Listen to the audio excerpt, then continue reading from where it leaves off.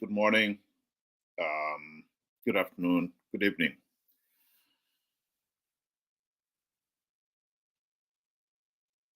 Zimbabwe is a failed state. The country is in economic ruins, and while some people think that yes, the masses are the ones who are suffering, the ruling elite are comfortable. The truth of the matter is, it's an illusion. The so-called ruling elite, yes, they may build themselves mansion and buy themselves a fleet of posh cars and so forth. But even they know that Zimbabwe is a lawless nation ruled by thugs, and they are the mercy of a dictator. When you're ruled by law, you know you're okay, as long as you don't break the law. But if you're ruled by the whim of a dictator, it's another matter. Because the whim of the dictator is like a wind. You don't see it coming. You don't know where it's going. And when you think you're comfortable, that is the time when the dictator may decide to go for you. I've got on the screen there Minister, Defense Minister Oppah Muchinguri Kashiri. The report saying that the police are holding a daughter. To those who are not familiar, a few months ago, maybe a year or two ago now, it was in the papers where Tanya was building a mansion.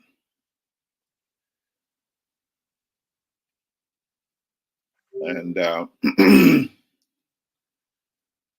she's just one of those chefs' relatives, daughters, sons, and so forth, who are living in luxury. If a lifestyle audit was carried out on her, as many of the chefs herself, including her mother, these people go straight to Chikurubi. Because none of them could ever show the tax returns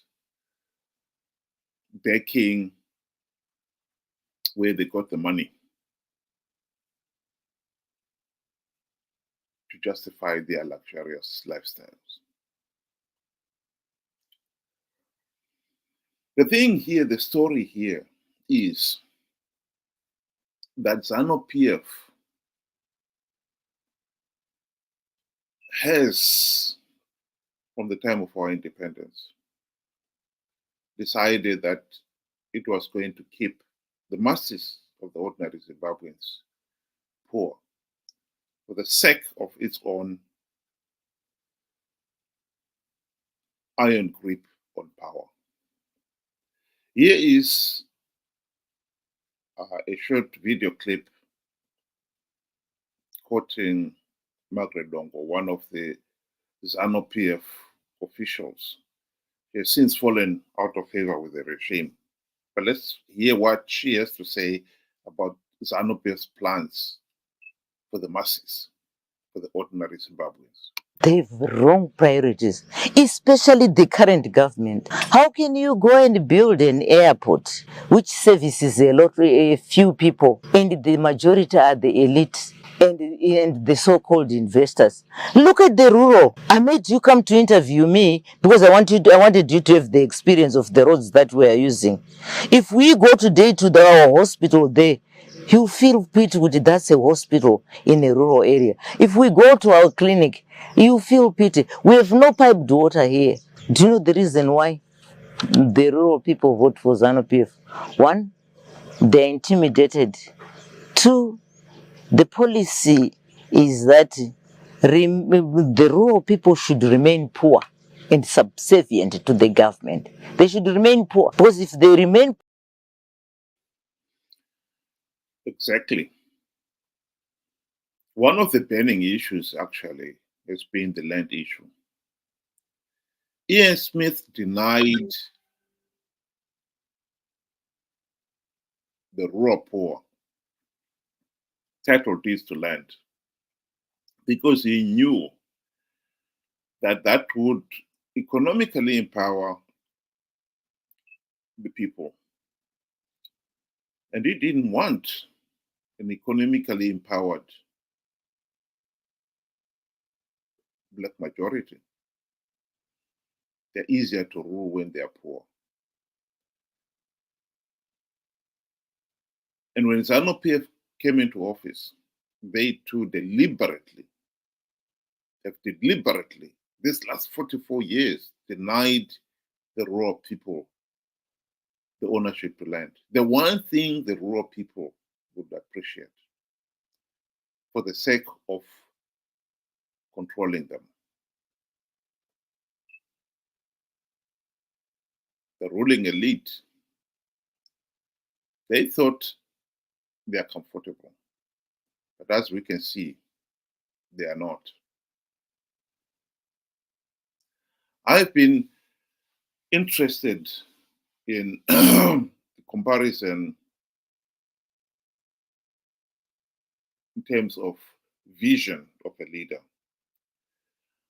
Mugabe's vision of Zimbabwe was that he and the few around him should become the new ruling elite. And he wanted them to keep him in power and in turn keep them subservient to him. As for the masses, let's just say they were thrown overboard. This is Tony Blair talking about Singapore's success. The fascinating thing about Lee Kuan Yew is he took 3 important decisions right at the beginning for Singapore. Each one of them now seems obvious. Each one at the time was deeply contested. Number 1, he said everyone's going to speak English in Singapore. Now, there were lots of people who said to him at the time, no, we need to have our own local language, we need to be true to our roots and everything. He said, no, English is the language of the world and we're all going to speak English. Secondly, he said, we're going to get the best intellectual capital from wherever it exists in the world and we're going to bring it to Singapore. And again, people said, no, we should stand on our own 2 feet. And you're also bringing in the British, who we just, we've got all these disputes with. And he said, no, I'm going to bring in the best from wherever they are, and they're going to come to Singapore. And the third thing he did was he said there's going to be no corruption. And one of the ways we're going to do that is we're going to make sure our political leaders are well paid, which the Singapore leaders are the best paid in the world. And there's going to be zero tolerance of corruption. Those are the 3 decisions that were instrumental in building Singapore today.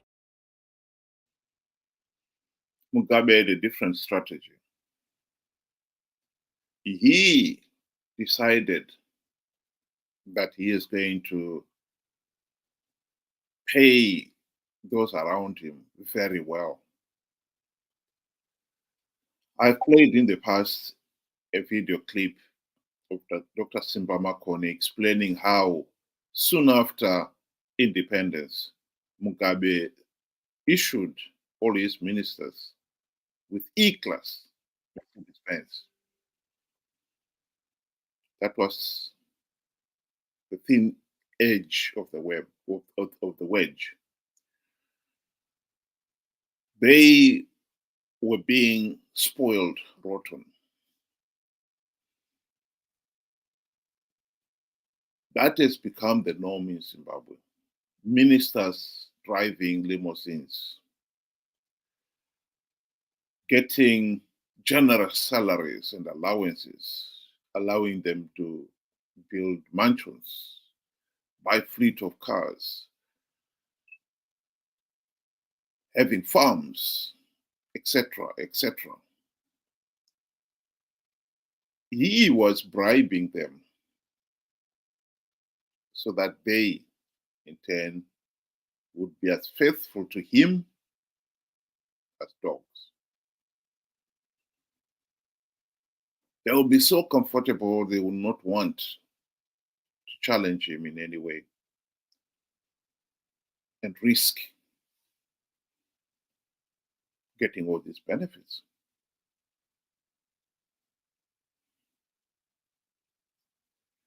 This was the same treatment that Mugabe gave to Morgan Tsvangirai and his MDC friends when they joined the GNU in 2008 to 2013. He saw to it that they got all the trappings of high office. The E-Class Mercedes-Benz with their rose-tinted glasses, windscreens. When you're sitting in an air-conditioned limousine, the world looks different. This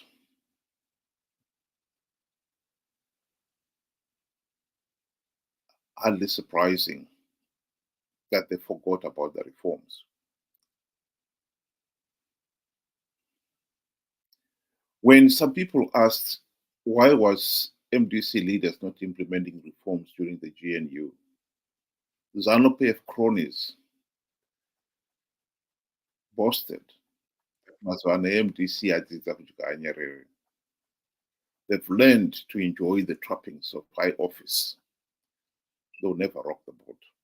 And of course, they were right. They never rocked the boat.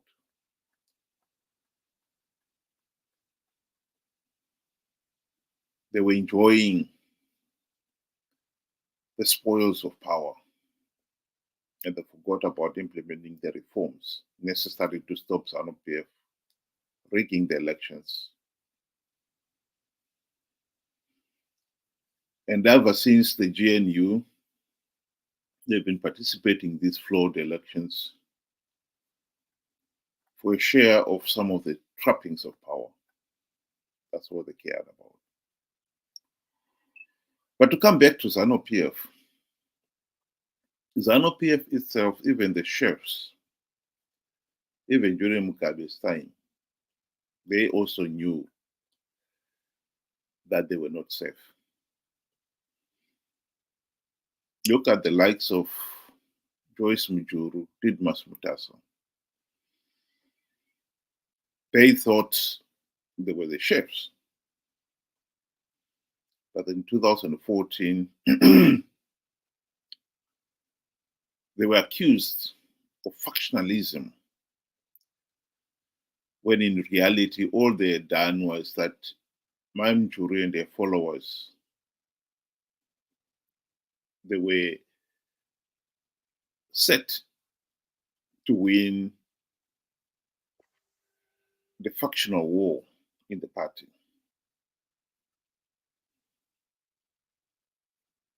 She was going to be elected for a change by party members to become the party's vice president. Mugabe didn't like that. And so they were accused of being of factionalism, a new crime that even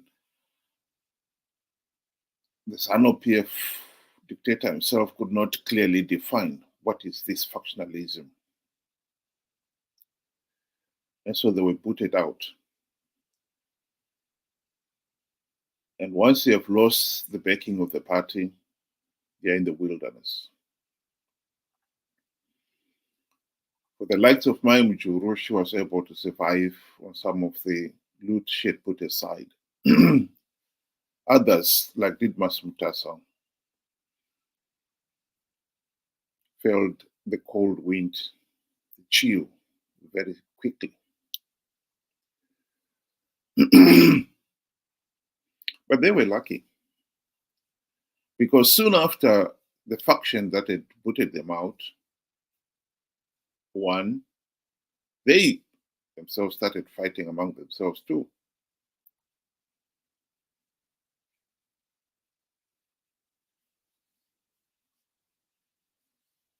Ending up with the two factions, the G40 and Lacoste. And in 2017, as we know, Lacoste faction prevailed.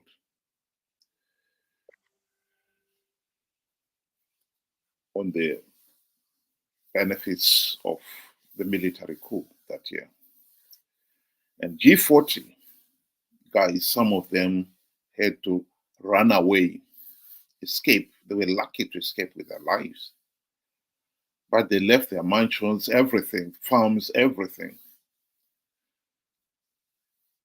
because Lacoste were after them. Some of them have been in hiding, in exile,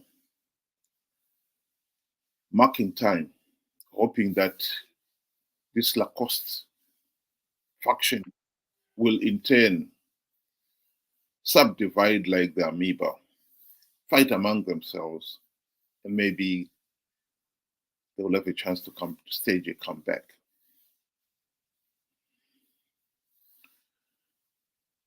Even those at the high table, like Minister Muchinguri here,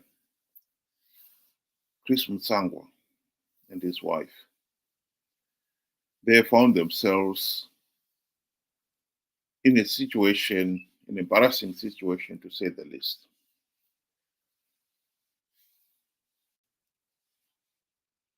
That Oppah's daughter should be arrested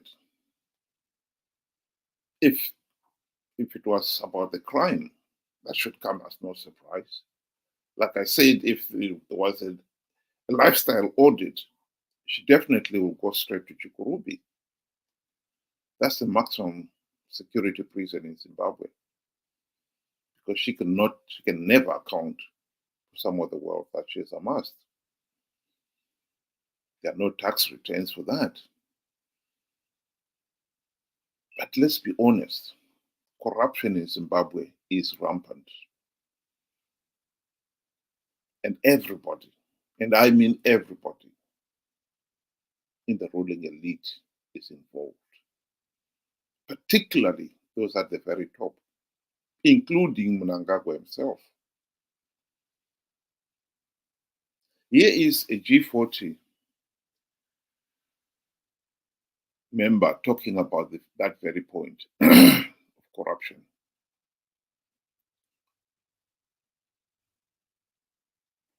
Professor Jonathan Moyo, he has been languishing in Kenya ever since the 2017 military coup. He was in the G40. Are you corrupt? No, in fact, this is laughable. Seriously laughable. First of all, this is an accusation coming from the most corrupt politicians and public officials in the history of our country. They cannot account for the assets that they have. The richest individual in the Republic of Zimbabwe is Emmerson Mnangagwa. The one person who was responsible for setting up ZANU-PF companies when he was the Secretary for Finance of the ruling party is Emmerson Mnangagwa. There is no cent that comes from those companies, including a bank, including investments in the region, in countries like Namibia and even South Africa.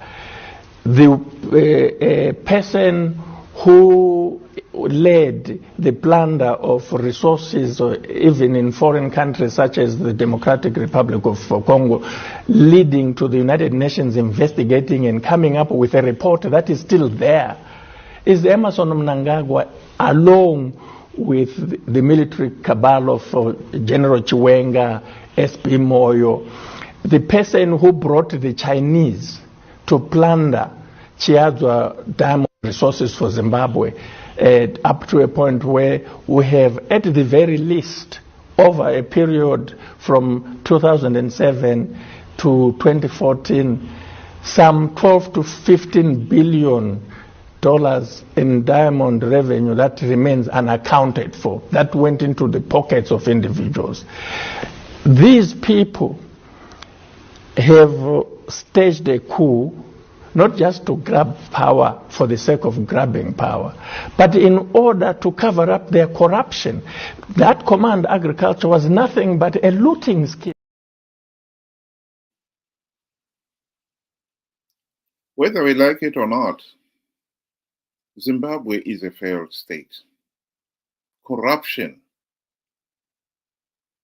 if it was bad during Mugabe's time, has become rampant ever since Mnangagwa got into power.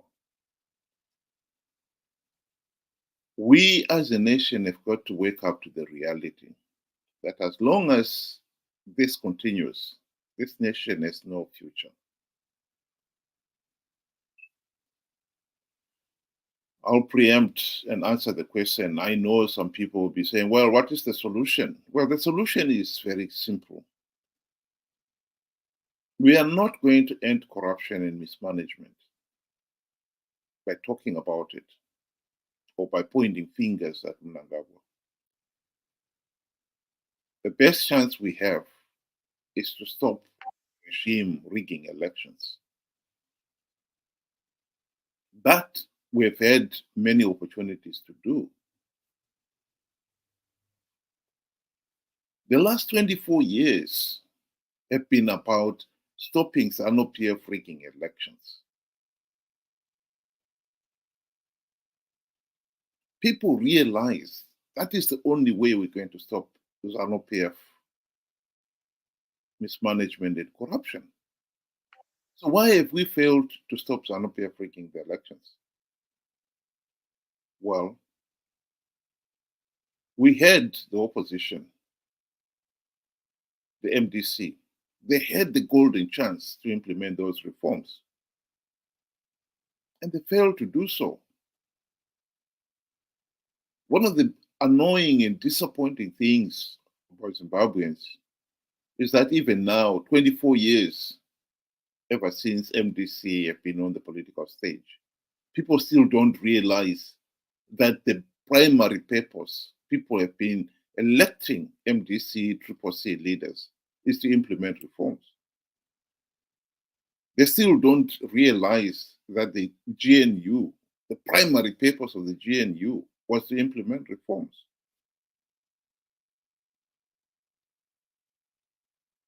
They've got to go back to that. You cannot stop ZANU-PF corruption and mismanagement and lawlessness as long as the regime remains in power. If MDC CCC leaders have failed to implement the reforms, let's get somebody else who can.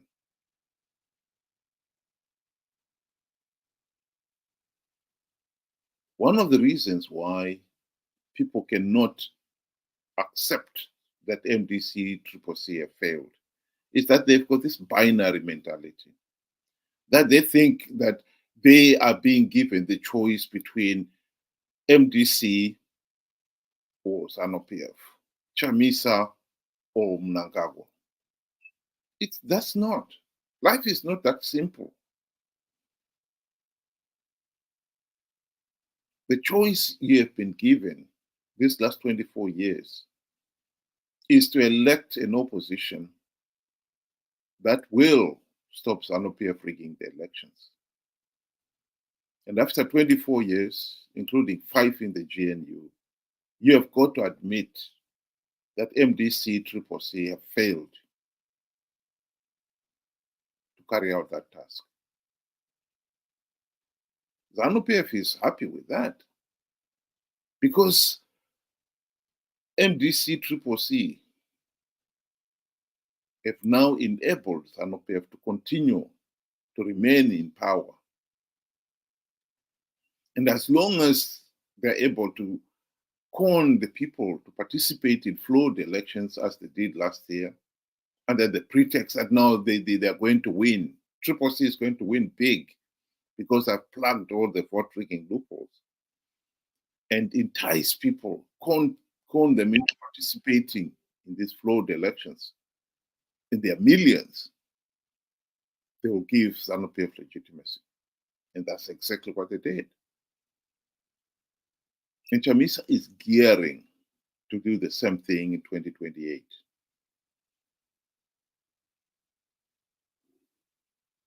As for our friends in ZANU-PF, I would like to remind them that as much as they are enjoying these mansions, they've got to remember that as long as Zimbabwe remains a pariah state, none of them are safe. Mugabe's relatives, the regime has been after them.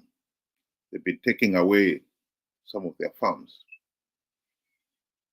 No doubt they would have had title deeds to those farms. But the regime is coming back to them and saying, well, it should have been one family, one farm. That is one of the problems with the rule of, when there's no rule of law.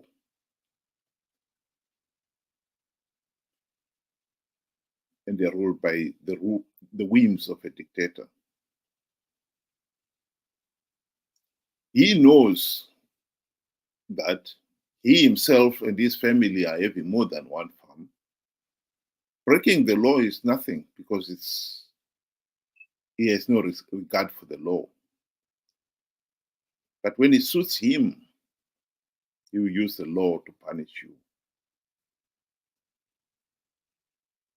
No country can prosper under those conditions. No investor would want to invest in a country that is so lawless that you have to watch every day. You've got to wake up and lick your finger and check the direction of the political wind. And if you misread it, you're in trouble. That is what has made Zimbabwe a failed state. Let's restore the rule of law. And the number one starting point is, let's have free, fair, and credible elections. Let's implement the democratic reforms so that we have free, fair, and credible elections, so that every citizen has got a meaningful say in the governance of the country. And if 2028 elections come around and there's no reforms implemented, opposition should be very clear. We should not participate in those elections. Our task is very simple. We should convince some of these MDC supporters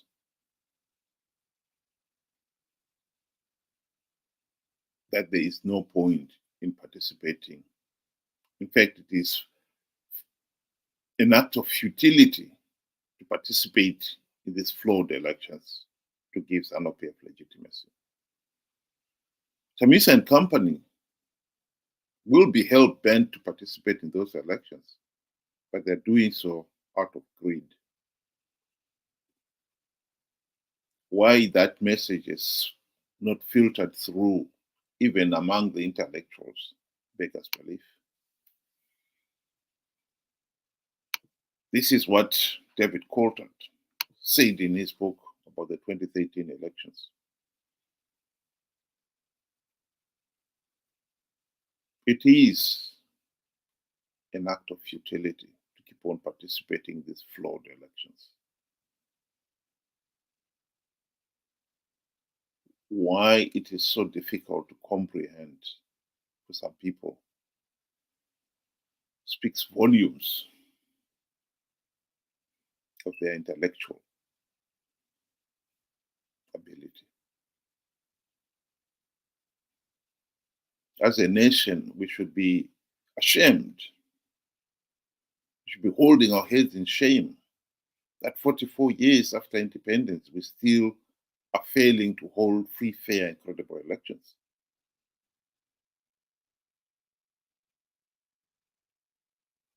This is the insanity that we must stop in 2028.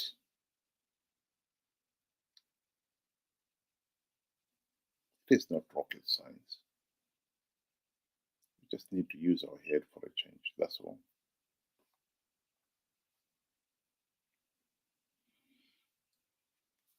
As for Minister Muchinguri, I think what we may be witnessing here is the usual catch and release. But even here, she has got to admit it, that it reminds her that she is just as vulnerable as the rest of us.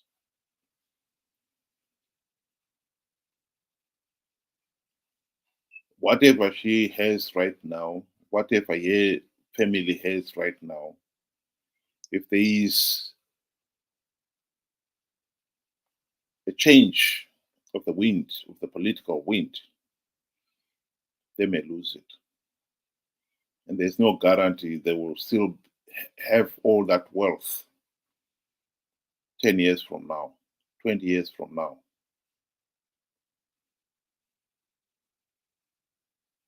This is just madness. We do not need a pariah state.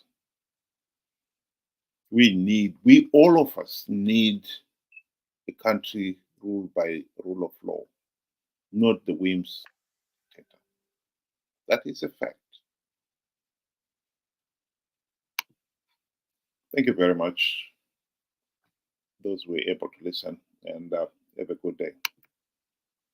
We'll maybe be able to join us at 7 o'clock UK time or 8 o'clock Zimbabwe time on the same channel. Thank you and have a good day.